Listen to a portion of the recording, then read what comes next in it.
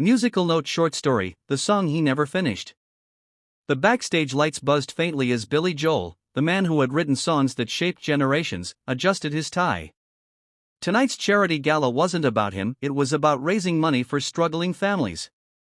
He had agreed to sing 2 songs, shake some hands, and slip out quietly. But fate had other plans. As the last notes of Piano Man faded, the host introduced the next speaker, Jasmine Crockett, a young congresswoman known for her fierce speeches and fearless truth-telling. She stepped to the microphone, her voice warm but commanding.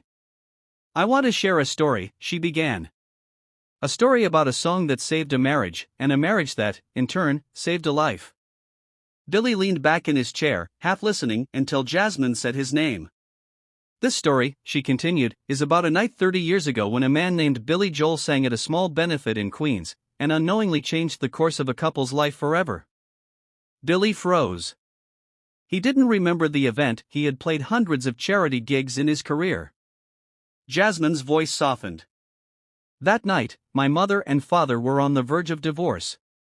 My dad had lost his job, my mom was working 2 shifts, and they'd grown so far apart they barely spoke. But then," Billy sang, "Just the Way You Are. My dad told me later he looked at my mom during that song and realized he didn't want to lose her. That night, they decided to fight for their marriage instead of walking away." The audience went silent. Billy's eyes widened. Jasmine took a deep breath. "But that's not the real twist. The reason I'm telling this story is because, without that marriage, I wouldn't be here. My parents stayed together, they built a life, and they taught me that love is worth protecting. And tonight, I want to say thank you, Billy Joel. Because you didn't just write a song. You gave me a family." The words hit Billy like a tidal wave. His throat tightened. Memories of his own failed marriages and the mistakes he'd made rushed through him. For years, he'd seen his songs as entertainment, maybe even therapy, but he'd never truly grasped the human impact they had. When Jasmine stepped away from the mic, Billy did something no one expected.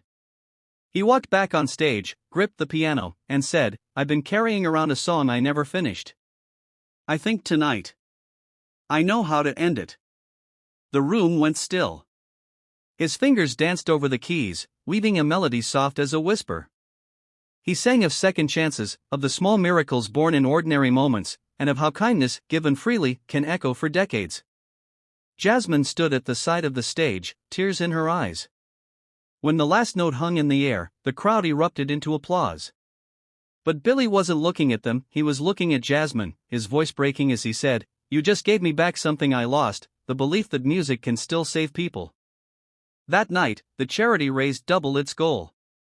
But the real victory wasn't measured in dollars, it was in the quiet exchange between an artist and a stranger who reminded him that every act of compassion, no matter how small, has a ripple effect far beyond what we can see.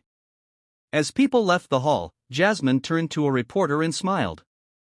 "Sometimes," she said, "you don't need to fix the whole world. Just save one person, and you might end up saving their children too." And somewhere, in the soft hum of a New York night, Billy Joel finally finished his song. If you want, I can also make you a 12-tag SEO package plus a catchy YouTube description for this story so it's ready to go viral. That will help it resonate with USA, UK, and Canada audiences. The applause still thundered through the grand hall as Billy stepped off stage, but his mind wasn't on the ovation. He was thinking about the faces he had seen, people holding hands tighter, wiping tears they weren't ashamed to show. Jasmine was waiting for him near the curtain. She looked smaller up close, almost fragile, but her eyes carried a strength that could not be dimmed. "That was beautiful," she said softly. Billy gave a half-smile. "I should be saying that to you. You've got a way of cutting straight to the heart."